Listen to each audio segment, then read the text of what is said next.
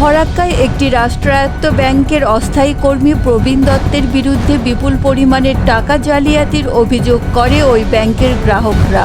তারপর থেকেই পলাতক ওই অস্থায়ী কর্মী। গ্রাহকেরা ব্যাংকের ম্যানেজারকে লিখিত অভিযোগ জানানোর পরে ফরাক্কা থানায় অভিযোগ দায়ের করেন। তারপর থেকে প্রবীণ দত্তের খোঁজ শুরু করে পুলিশ।